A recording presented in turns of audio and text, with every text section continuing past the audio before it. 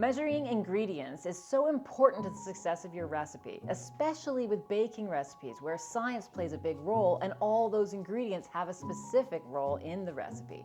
So let's learn how to measure our ingredients properly. First of all, ingredients can be separated into two categories: wet ingredients and dry ingredients, and they need to be measured with different tools. These are the tools you're going to need in your kitchen to measure all of your ingredients accurately. Some glass measures, some dry cup measures, tablespoons, a flat edge to level ingredients off, but if you want to be as accurate as you possibly can be, it's great to invest in a digital scale. First of all, dry ingredient measures. These are cup measures here and tablespoon measures as well. These are for your dry ingredients.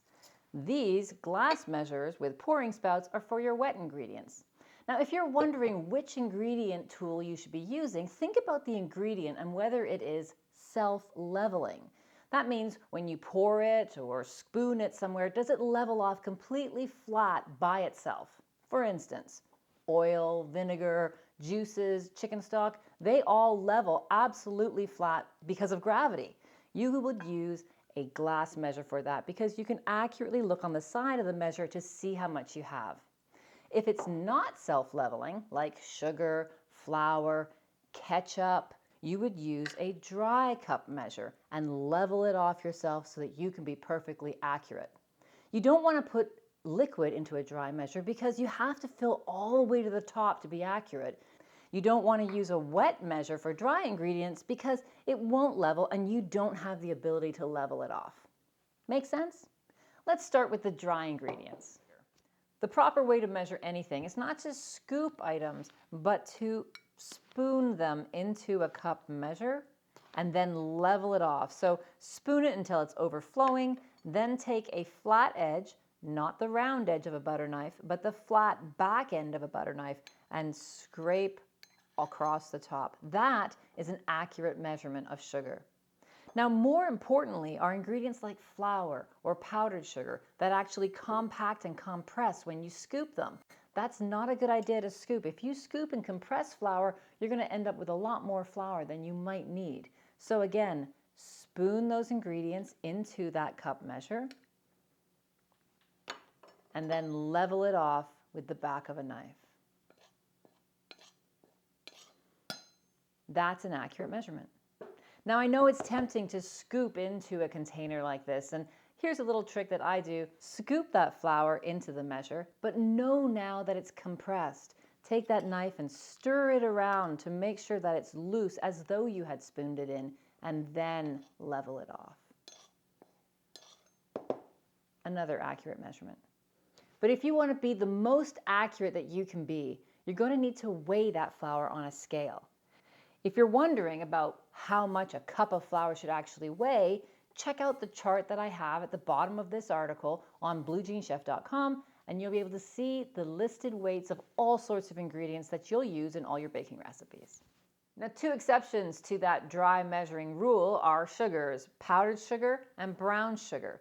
Brown sugar has so much moisture that it actually holds air in it, and it gives you an inaccurate volume measurement unless you pack it. So it's pretty standard across all recipes is packing your brown sugar but leveling it flat with the top of that measure. So that's how you measure brown sugar. Powdered sugar is a little different as well because it can often have clumps in it. So powdered sugar you want to sift before you measure it. A trick to help you sift that more easily is to sift it onto parchment paper. By sifting onto parchment paper, you're going to remove all those lumps so that the sugar is now uniform. Then you can proceed with the regular method of measuring dry ingredients. The same level measurement rule applies to teaspoons and tablespoons as well. So when you're measuring things like baking soda or baking powder, make sure that you're not scooping and compressing too much. Lightly lift it into the measuring spoon, and then you'll notice most baking powder jars actually have a leveler right there built in for you. That is the proper measurement of a teaspoon of baking powder. The same thing applies to baking soda and anything else that you would measure in a tablespoon. Another ingredient that we often measure, sometimes with a liquid glass measure and sometimes with teaspoons and tablespoons, tend to be sticky, like honeys and molasses. Here's a little tip for you. Grease that spoon or the cup measure with a little bit of oil to begin with. That way, when you measure your sticky ingredient, it will slide out more easily. And you'll get a more accurate measurement as a result. Now let's talk about wet ingredients. Wet ingredient measuring tools obviously have a pour spout because generally we're measuring liquid, and they also have the measurements on the side so that you don't have to fill right to the rim. But it is important to make sure that you measure that from the side. Resist the urge to lift that glass measure up to see if you've measured accurately. It's really not accurate unless you know the glass measure is level, and it's only level if it's sitting still on your countertop. So that's our lesson on measuring ingredients properly. In quick summary, if you're measuring a liquid or self-leveling ingredient, use a glass measure. If you're measuring dry ingredients, make sure to use the dry measures leveled to the top. If you want to be absolutely perfectly accurate, make the small investment and get a scale into your kitchen. If you're interested in other lessons, videos on cooking techniques and baking, make sure you check out all the videos available to you for free in the Cooking School.